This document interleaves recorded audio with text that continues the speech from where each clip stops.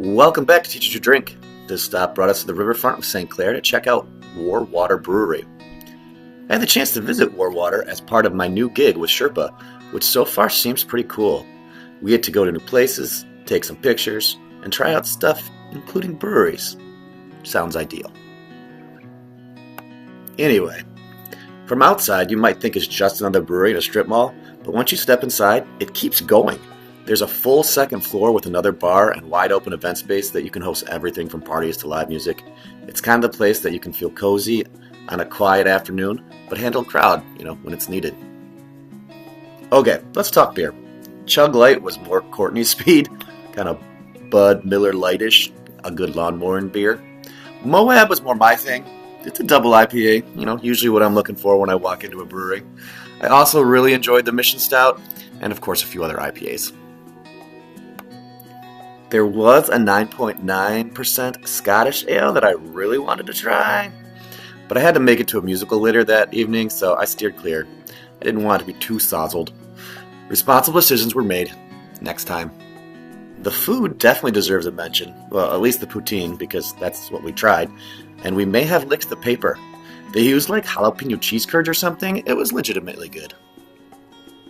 I would be remiss if I didn't mention there was a giant skeleton.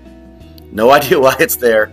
Seasonal decor, brewery mascot, silent taproom guardian.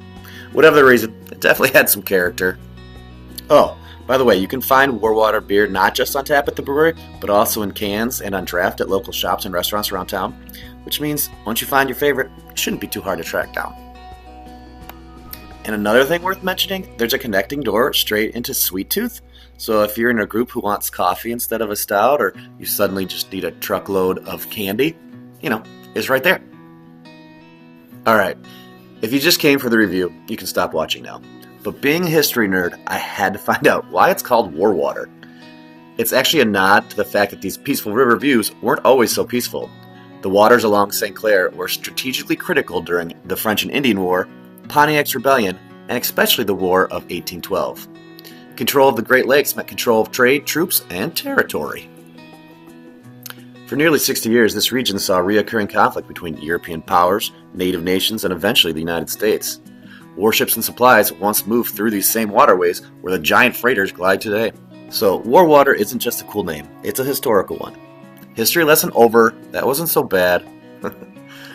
War Water fits perfectly with St. Clair's Rivertown charm. Bigger than it looks, full of personality, and apparently protected by a giant skeleton. Cheers.